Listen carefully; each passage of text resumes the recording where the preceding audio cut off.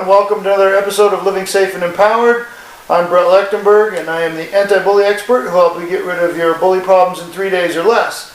And today we are joined with the anti-bully lawyer, Tyler Ayers. And Tyler, thank you very much for coming. Thanks for having me.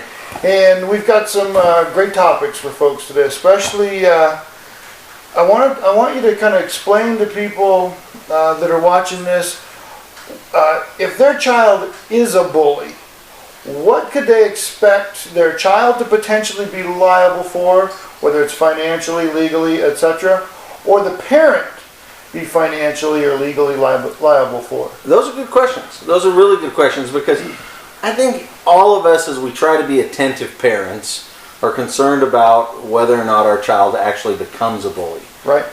Unfortunately, there are some that maybe are not quite as attentive as we need them to be. Sure. And so maybe this type of a question will help to motivate them to be a little more attentive. Absolutely. Because what I don't think most people realize is that you could actually wind up on the hook, if you will, financially, for the reasonable results of your child's bullying.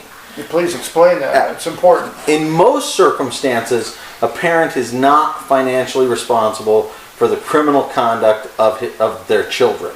Right. But they're always responsible for the financial damage that their children create, if you will. For instance, if my kid goes out and chucks a rock through somebody's window, I've got to pay for it.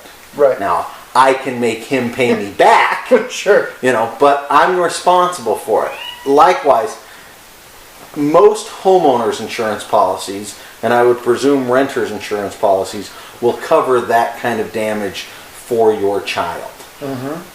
Consequently, I see cases all the time where kids have gone and vandalized somebody else's property. Homeowners insurance pays for it. That exact same concept applies to bullying. Wow. If a bully goes and causes little Johnny emotional distress or emotional damage, then it's reasonable that little Johnny's family or little Johnny could bring an action against the bully directly for that tortious conduct. That tortious conduct may or may not be covered under their homeowner's policy, and whether it's covered or not, the bully, and by by the fact that they're responsible for that conduct, their parents may be financially responsible for it. Ultimately, it's not direct liability. You can't hold them criminally responsible for it. Right. If little Johnny, beats up and assaults or whatever to little Timmy, you can't put the parents in jail, but you can make them pay for the harm, the direct harm, the financial loss that Timmy and his family result in. And that includes things like medical bills, hospital stays, psychologists, doctors, reasonable travel expenses for any of the above. So it could become thousands and thousands of dollars. That sounds like it can really stack up quick. It could go up super fast, and what it really comes down to, in our culture, most of us simply don't think in terms of let's make a 12-year-old or an 8-year-old be financially responsible. Because we have this sense that because they're not of the age of majority, right, they can't sign a contract. Well, you can still commit a tort. And right, when you commit a tort, you're financially responsible for it. If the parents are lucky, their homeowner's insurance will cover it. If they're not lucky, somebody will hold them responsible for it and make them pay. And ultimately, as I think about it, if my child is bullied and suffers the emotional distress, and as a responsible parent, I go out and pay to, get him the help that he needs. Counseling or whatever. I'm paying for it, and if somebody has caused that harm to me, I'm going to make them pay for it. I agree. I agree with you 100%. So, if you're watching this, you might want to have your homeowner's policy evaluated and see if you're covered for things like that.